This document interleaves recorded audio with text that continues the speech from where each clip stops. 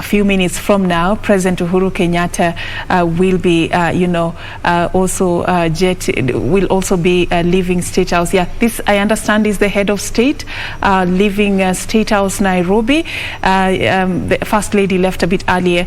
Of course, the two are expected to be joining other dignitaries at the Uhuru Gardens to celebrate the 58th Jamhuri Day celebrations. You can see there the colorful motorcade of the head of state slowly making its way to the venue that is hosting this year's Jamhuri Day celebrations for the first time. So this is just pushing forward the celebrations that began picking up as early as 4:30 a.m. when Kenyans began making their way to the Uhuru Gardens. President Uhuru Kenyatta, among the other things that he's expected to be doing today, aside from leading the country marking this year's Jamhuri Day celebrations, is going also to be officially opening the recreation facility Uhuru Gardens, which is expected to be hosting not just today's event but also other local and international events that Kenya is going to be hosting in the near future. Is also, as the Commander-in-Chief of the Defense Forces, is going to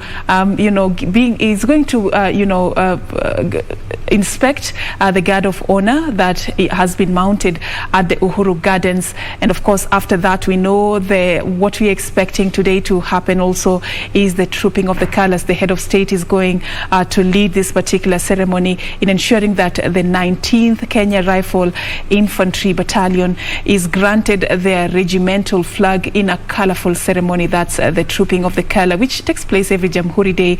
And as soon as he arrives, he's going to take the national salute and inspect the Guard of Honor. And of course, we will have the band play as he marches towards that particular parade. And of course, we know how the Kenya Defense Forces usually takes us through this in a very entertaining and a rare experience for us as a country. So that motorcade there making its way to the Uhuru Gardens. President Uhuru Kenyatta leading the country to mark this year's Jamhuri Day celebrations, which is quite unique, that is going to be doing as his last as the head of state. And a lot is to be expected because he is going to lay bare what he has been able to achieve as head of state and also paint the picture on his vision for the country, what he expects his successor to take up and also push forward. Many have talked of him being very careful about the politics that is shaping this country at this particular juncture, because at this forum, President Uhuru Kenyatta is going to be very careful to leave Kenyans thinking about what he has done for the country and not the political sideshows. And of course, it's a matter of wait and see, just to get to know what the head of state has for the country. But a lot is to be celebrated. Kenya has made great strides, as I was sharing with my panelists this morning. In terms of even elevating the status of education, the personnel that the continent celebrates and actually, benefits from. We have a very large percentage of them coming from our country. And we've also talked about our health sector and the boost that under the Jubilee government and even the previous governments we've been able to achieve. We know that even in the international scene, we have made great strides. We are celebrating even our athletes who have done us proud and become giants in holding world records across the country. So we may have quite a number of challenges as a country, and we may have a lot of ground to cover before we have the Kenya that we all desire to have. But if you look at any space you are in right now, there is a lot that is to be celebrated. There are a lot of people that we celebrate. So this is a day of celebrations, regardless of what we have been through. We have been through as a country. So this is quite an historic, moment for President Uhuru Kenyatta, Dr. Ombogi and Dr. Churchill Saoke. I don't know what you think he could be going through right now as he is in that, What is it that you think the president could be, up and about doing right now, or even thinking and focusing on right now? Well, I think this a state of happiness and joy. Yeah. And this is his moment. And I think for President Kenyatta, having been born, I said this earlier, just at the verge of Kenya gaining independence and rising up to where he is, to be what historians of the future will call Kenyatta II administration, is looking back and saying, for the last 10 years I've been at the helm of this country, and today is the climax. Today is probably the second last day that he's going to address the nation as president.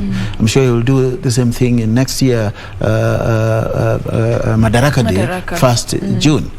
So this being the penultimate celebration that he's going to lead the country in, I'm sure he looks back and says, yes, this far I have come. This far God has led me. This far I've had good health. And this far Kenya has remained intact, irrespective of the problems and the challenges that we have faced, which are normal in any given country around the world. It is never smooth all the way. All the way. Yeah. Shashili, if you look at how far we have come in terms of our governance and our leadership style, and even the leadership style of President Uhuru Kenyatta, what are those unique highlights that you can share with us? You know, I think before I even say that, I think that it's I mean, this kind of moment is really a moment for reflection, and I'm sure when he's seated at the back seat of his executive limousine, he's really in awe of, you know, where the challenges maybe that he has gone through as a leader. I mean, one of the things that we really appreciate is that some of these people really sacrifice their life for public service. And the fact that he's been able to achieve all his 10-year term in office, and is now giving his last Jamhuri Day speech, is going to officiate his last Jamhuri Day, is pride for him. Is pride for him, and is something that it really has to. But onto his leadership style, I think just like sort of Kibaki, President Uhuru has been able to allow his cabinet to exercise their responsibility and work for the country. And I think in many of the instances he's not been able to try to get into trying to interfere so much, and having a very strong hand in the leadership of the various cabinet, the various ministries. And so that then has allowed maybe ministers to do what they're supposed to do and take responsibility for the things that they're not able to do. And I think that is something that is huge, and it's also part of democracy.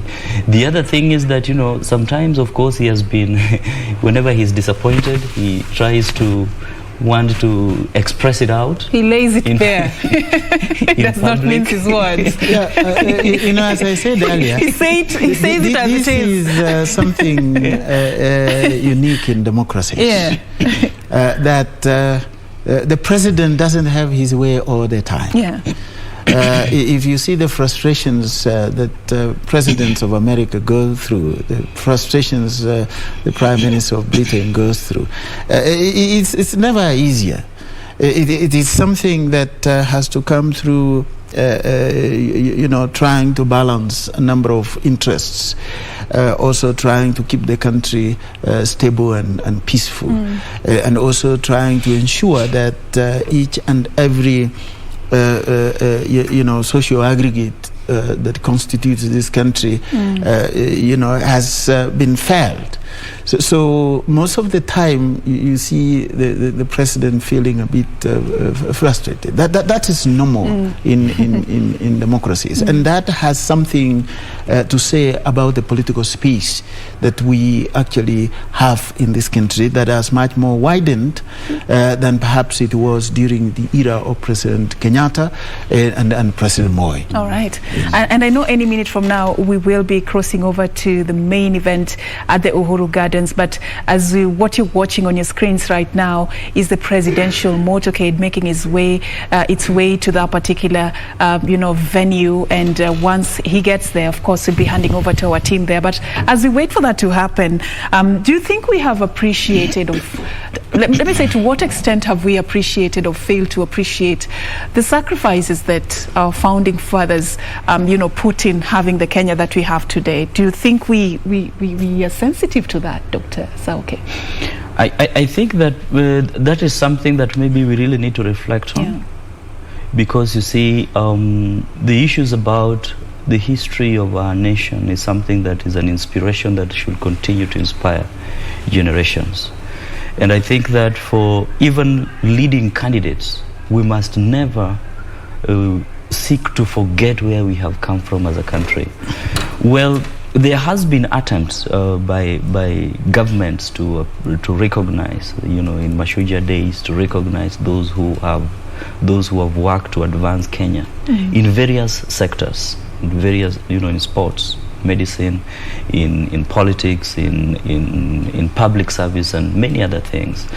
And I think that maybe more needs to be done, so that if we are able to do it in such a manner that it inspires the generation and the young generation to want to get themselves into public service, and not necessarily the public service of working for government, but the public service that which is inclined towards nationalism and patriotism, then we would have achieved some aspect of appreciating where we have come from. Because when you look at how some of the democracies, advanced democracies, have appreciated governments or even presidents or even people who have served in government, it is pretty different from how we have done it. And sometimes those who have served in government, they feel out of place once they leave the service. And when they get into the communities, they feel like, I am really out of place. And you have seen some people actually coming out in public and feeling so lonely. And that kind of thing is not really very good. Because you see, when I work for government, I'm like, President Uhuru, he has enveloped his life for the public. And if we are able to appreciate that even in his exit, then we will be recognizing and appreciating that, patriotism, if you work for your country well, your country will give back to you. All right, patriotism, nationalism, big words you're using there. As we're just about to hand over, the same question but in a different perspective, appreciating that sacrifice, going beyond just listing their names and recognizing them in public, what else do we need to do as a country? You see, I agree with Daktari that we have done something in appreciating the heroes and the heroines who paid it heavily for us to be free. We have named a few roads after them. We have named a few schools after them. We have songs we have sung songs in praise of them, but that's not good enough. In my view, the best appreciation we can do for the freedom fighters of this country is to do the things that they aspired to achieve, the things that made them to say enough is enough. Some of them carry guns, go to the bush and fight. This includes things like equal distribution of the resources of the country.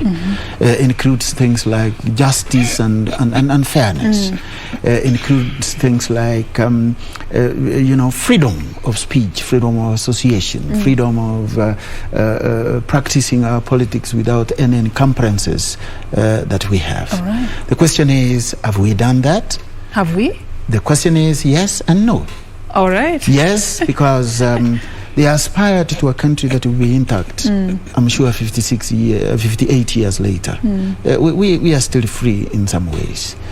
They aspired for a country where there is majority African. As we wrap it up? As we wrap it up, majority African leadership. But there are aspects where we have failed. That's why we still have large parts of the country today wallowing in the quagmire of poverty, in the state of poverty, if I may run away from using that B word, in the state of poverty. People dying of basic diseases. The honor that we can do to these men and women who fought for us to be free is actually to achieve the things they aspired for. Okay, Dr. Kenneth Ombogi, sorry to cut you short, but I understand we now have to hand over to our team on the ground. Dr. Kenneth Ombogi and Dr. Churchill Saoke have been helping me unpack the expectations ahead of the 58th Jamhuri Day celebrations. And right now, President Uhuru Kenyatta is making his way to the venue, the Uhuru Gardens, right here in Nairobi. And at this particular juncture, I want to hand over to my colleague Kamche Menza to take it up from here. Kamche, it's over to you.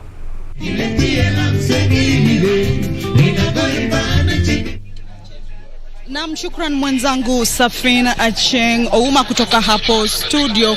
Sisi hapa uwanja ama bustani ya Uhuru, basi tuko tisti na huku mbwembwe ndio zimeshika kasi sherehe ambazo ni sherehe za 58 za Jamhuri za nchi hii ya Kenya, ambapo tunaendelea kuadhimisha siku hii kwa mbwembwe na shamra hapa bustani ya Uhuru, ambapo Safina, kama mlivyokuwa mnazungumza kwa studio, basi ni historia nyingine ambayo itakuwa inawekwa hapa.